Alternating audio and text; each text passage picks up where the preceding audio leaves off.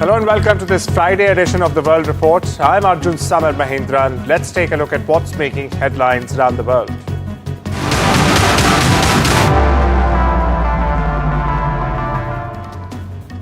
PM Narendra Modi and Bangladesh's chief advisor Mohammad Yunus have met on the sidelines of the BIMSTEC summit in Bangkok. Now, this marks the first meeting since Yunus took charge after the ouster of Sheikh Hasina's government in August last year. Now, the focus remains on the diplomatic tensions over his remarks calling India's northeast landlocked, also suggesting, in fact, Bangladesh is the region's only guardian of the ocean. Now, Yunus's comments sparked a sharp reaction, or rather multiple reactions in India, with External Affairs Minister S. Jaishankar rejecting what he called cherry-picking cooperation. The talks come at a critical time when Bangladesh is deepening ties with both China and Pakistan, a development that New Delhi has been closely monitoring. Meanwhile, listen into this ground report by my colleague Vishal Vivek. The all-important meeting between Prime Minister Narendra Modi and senior Bangladesh leader Mohammad Yunus has finally happened here in Bangkok. The meeting happened on the sidelines of the BIMSTEC summit, which is going on here, which actually concluded here a few hours ago.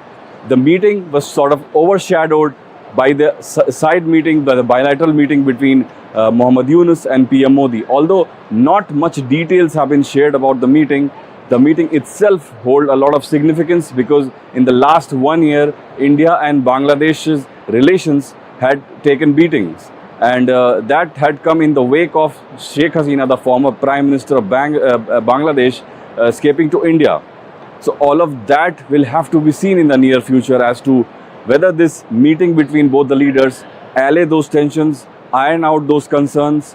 So a lot of questions need to be answered, and the fact that Bangladesh needs India because India remains Bangladesh's biggest partner, trade partner in Asia. With camera person Rohit Vishwakarma, this is Vishal Vivek reporting from Bangkok.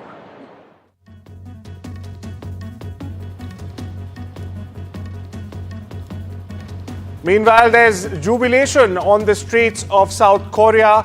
In a historic decision, the country's constitutional court has in fact removed embattled President Yoon Suk-yeol from office, upholding his impeachment for declaring martial law last year, an act the court called a grave violation of the constitution. Now, the ruling was unanimous, with judges saying Yoon's actions posed a serious threat to democracy and even created chaos across society. Meanwhile, PM Han Sak-soo will serve as the acting president until a new election is held within 60 days. Meanwhile, Yoon also faces a criminal trial on insurrection charges. His ouster has sparked nationwide celebrations, marking the climax of months of political turmoil in one of Asia's most advanced democracies. Listen in. 이번 결정을 납득할 수가 없습니다. 8대0 만장일치 인용이라는 결정이 나온 것인데 여기 계신 많은 분들이 그런 결과를 예상하지 못했던 결정적인 이유는 재판 과정이 너무나도 졸속으로 이루어졌다. 대통령의 방어권이 제대로 보장되지 못한 부분들, 또 국회의 탄핵소추 절차 과정이 매끄럽지 못했던 부분들, 그리고 이 개헌과 관련해서 제기됐던 증언이라던가 증거에 관련해서 이것이 조작이 되었다, 신뢰할 수 없다라는 많은 정황들이 있습니다.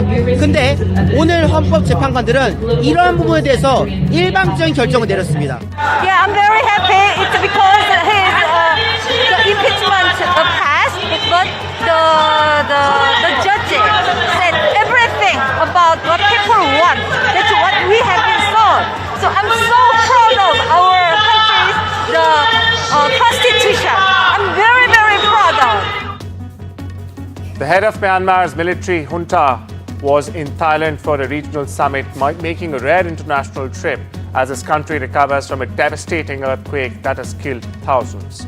Senior General Min Aung Hlaing has been shunned by much of the West for overthrowing the democratically elected government of Aung San Suu Kyi and subsequent brutal repression, but he had a meeting with the PM Modi. It was their first bilateral together. The meeting comes as India continues its relief operations in Myanmar following the devastating earthquake last Friday. PM Modi, meanwhile, has disclosed that they also discussed bilateral relations between India and Myanmar, particularly in sectors like connectivity, capacity building, infrastructure development. to name a few. Staying with Myanmar, India's National Disaster Response Force, or the NDRF, is actively leading the efforts as part of Operation Brahma. The NDRF team consists of 80 personnel supported by 4 specially trained canines and advanced equipment for rigging, lifting, cutting, and even bridging. Now, the NDRF has recovered around 30 bodies, including 15 bodies specifically from the rubble in Mandalay. Extreme heat and heavy rain in Myanmar could cause disease outbreaks among earthquake survivors camping in the open. This has been globally. Bodies have warned this on Thursday, further complicating, in fact, rescue efforts made difficult by a civil war as the death toll surpasses 3,000. Now, last Friday's 7.7 magnitude quake, one of the country's strongest in a century, jolted a region home to 28 million, toppling buildings such as hospitals, flattening communities, and leaving many without food, water, and shelter.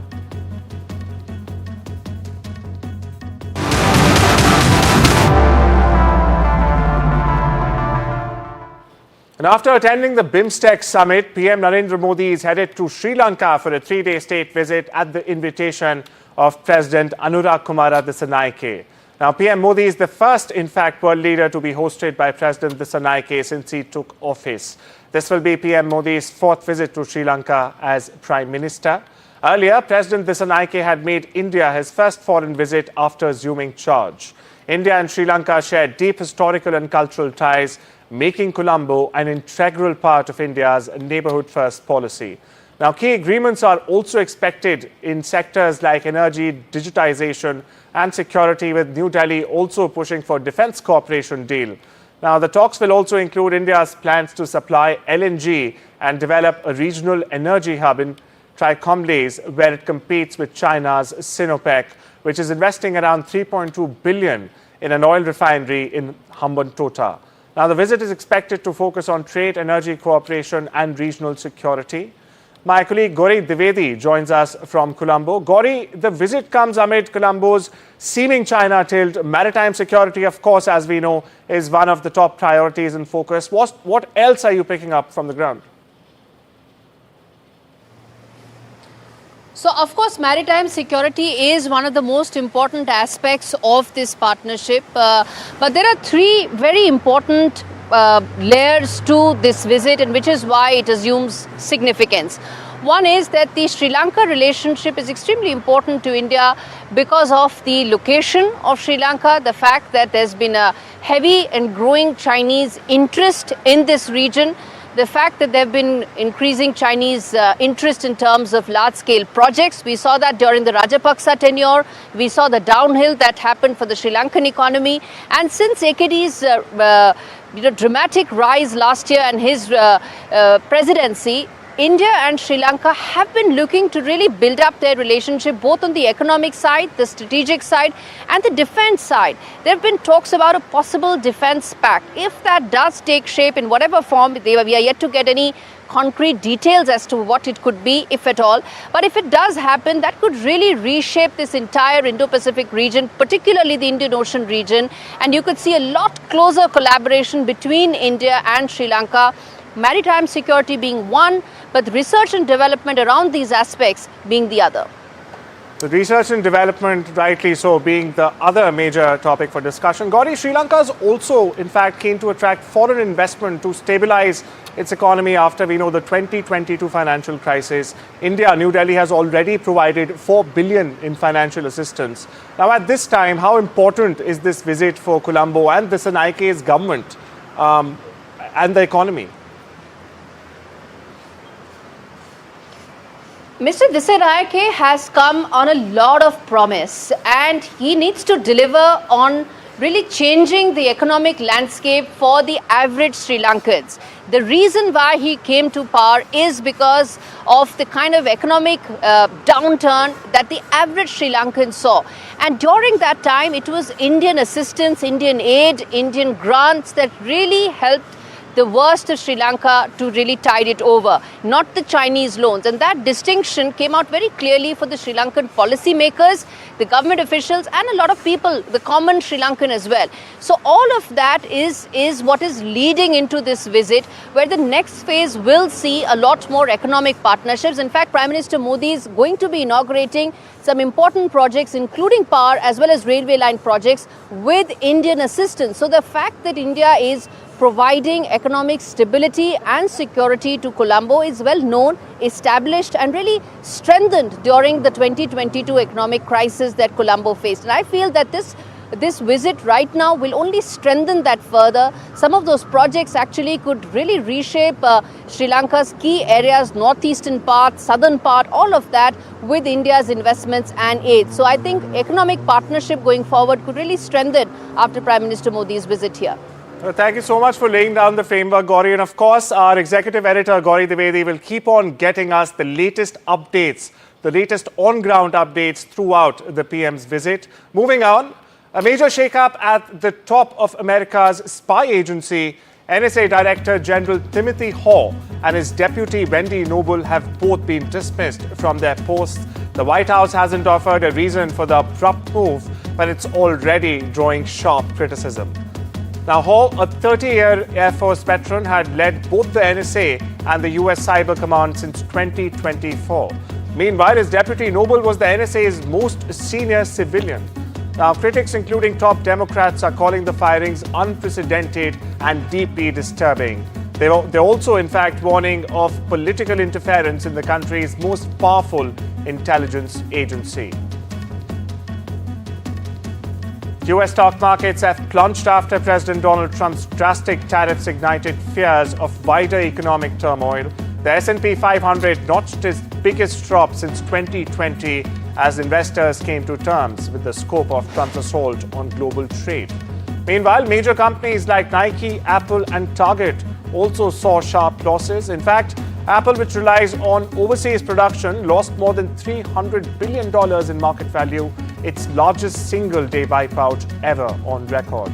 Meanwhile, commodity prices also slumped and the dollar wiped out all of its post-election gains. The trade salvo led economists to slash their growth projections for the US. Some, in fact, now predict a recession this year and hiked inflation forecasts. Trump defended his move, saying it would boost the economy, but China and the EU have vowed retaliation, warning of higher duties on American goods. Meanwhile, the World Trade Organization, or the WTO, expressed concern, predicting a 1% drop in global trade volumes. Meanwhile, on the sidelines, traders are fearing that the tariffs could very well stoke inflation and slow growth.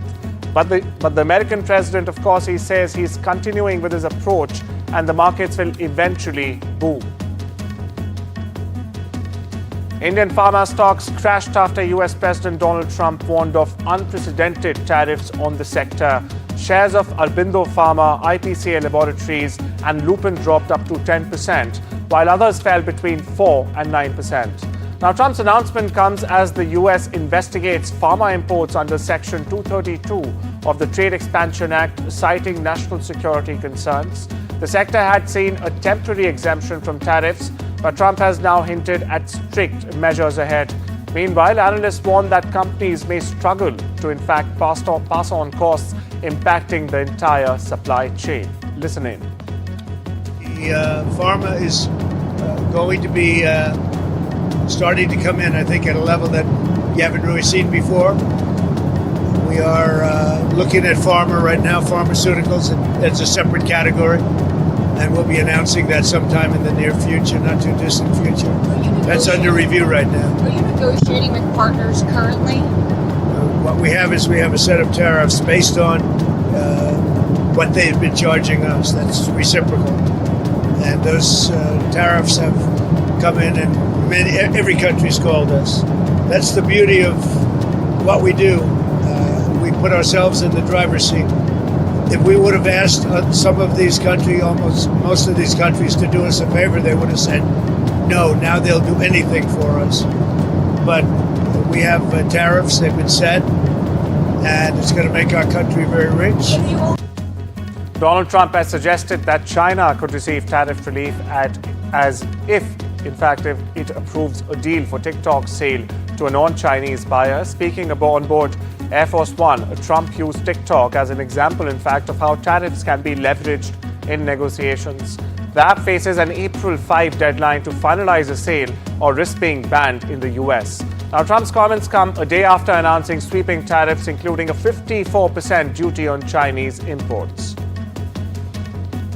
A federal judge has temporarily blocked Donald Trump's administration from cutting more than $11 billion in public health grants allocated to U.S. states during the COVID-19 pandemic.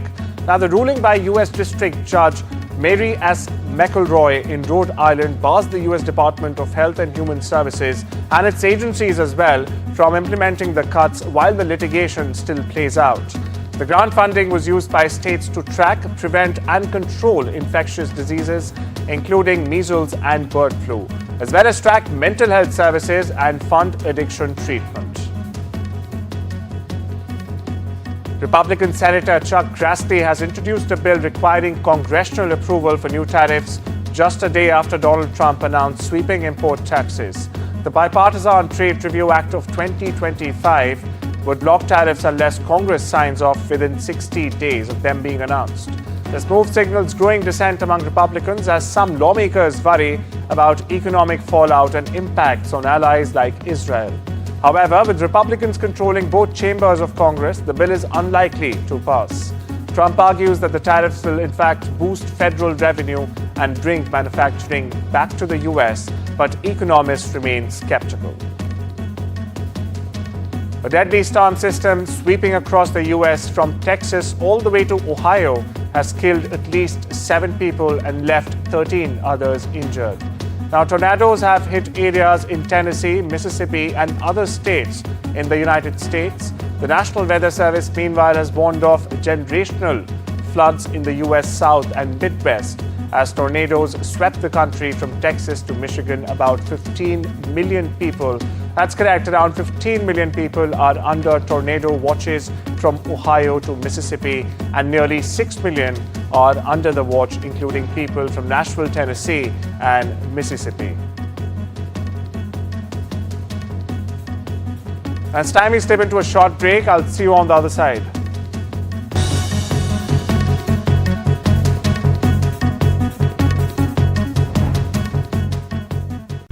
Welcome back. You're watching The World Report with me, Arjun Samar Mahendran. On to some business news now. Countries across the globe are condemning President Donald Trump's new tariffs, warning of an escalating trade war. The 10% baseline tariff on all imports is expected to drive up prices for American consumers, with high-end iPhones potentially costing $2,300 if Apple passes the costs along. Now, the impact is also hitting businesses. Automaker Stellantis is laying off US workers and closing plants in Canada and Mexico, while General Motors, or GM, has announced that it will increase US production to counter these effects. Elon Musk Tesla is facing one of its worst years yet. Quarterly sales have dropped by 13%, marking its weakest performance in nearly 3 years. Tesla stock has plummeted 45%, and analysts at Deutsche Bank predict a further 5% decline in 2025. CEO Elon Musk, meanwhile, remains optimistic about recovery, but concerns are growing over brand image, aging vehicle models, and rising competition, especially from China's BYD. Additionally, Musk's political involvement and ties to Donald Trump are fueling investor fears as well. Intel and Taiwan Semiconductor Manufacturing Company have reportedly tentatively agreed to form a joint venture to manage Intel's factories. TSMC is expected to take a 20% stake in the new company following US government's pressure to help Intel recover from financial struggles. The company has faced setbacks in AI-driven semiconductor boom, reporting an $18.8 billion net loss in 2024. Meanwhile, TSMC is investing $100 billion in new chip US facilities. Auto giant Nissan has announced it will stop taking US orders for 2 Mexican-built Infiniti SUVs, QX50 and the QX55. Now, this move or development comes following President Donald Trump's new 25% auto tariffs. The move signals a major shift in Nissan's operations as the Japanese automaker has been struggling in the US market. The tariffs, which took effect on the 4th of April, hit Nissan particularly hard since it exports most of its cars it manufactures from Mexico to the US, among other Japanese automakers. Meanwhile, the company is also scaling back production shifts at its Tennessee plant. In the world of F1, McLaren's Lando Norris dominated the first practice session ahead of the Japanese Grand Prix, setting the fastest lap time. Yuki Tsunoda, making his debut in a Red Bull car, impressed, in fact, with a sixth-place finish, trailing his teammate Max Verstappen by just a fraction of a second. However, Red Bull still lagged behind McLaren, with Verstappen's lap time more than 0.5 seconds or half a second slower than Lando Norris. Moving on, Sam Ryder is leading the 2025 Texas Open Golf Tournament, holding a one-shot lead over rival Keith Mitchell. Now, Ryder, who withdrew from the Pro-Am event earlier due to neck strain, said resting was the right call. Having made the cut in every tournament since he's played, Ryder is now eyeing his first ever PGA Tour win. And as they prepare for their historic space flight, the all-female crew of Blue Origin posed for a digital cover shoot with fashion magazine Elle. The team, handpicked by Lauren Sanchez, includes Katy Perry, Gayle King, and former NASA scientist Aisha Bowe. They will lift off on the 14th of April for a 10-minute flight aboard the New Shepard rocket. Interestingly, this will be Blue Origin's 11th human space flight, and while some previous passengers paid for their seats, it remains unclear who's footing the massive bill this time. Michael B. Jordan and director Ryan Coogler walked the red carpet in New York for the premiere of Sinners. Now, the thriller shows Jordan in a dual role as troubled twins who return home to face unimaginable evil. Jordan shared that playing both characters, in fact, required distinct preparation, including different mannerisms and even separate music playlists to get into their mindsets. He also spoke about his long-standing collaboration with Coogler, underlining their bond spans over a decade and that it brings a unique trust in their project. Sinners releases in theaters across America on the 18th of April. Hollywood's biggest names hit the red carpet at the CinemaCon in Las Vegas. Glenn Powell, Amanda de Armas, and Lindsay Lohan were among the stars promoting their upcoming films. Powell is set to star in the Running Man remake, de Armas in John Wick spin-off Ballerina, and Lindsay Lohan in Freakier Friday. Now, the event also honored icons like Cheech Marin, Tommy Chong, and Channing Tatum with awards from Cinema United. And well, that's all we have for you this Friday. Take care and have a wonderful weekend.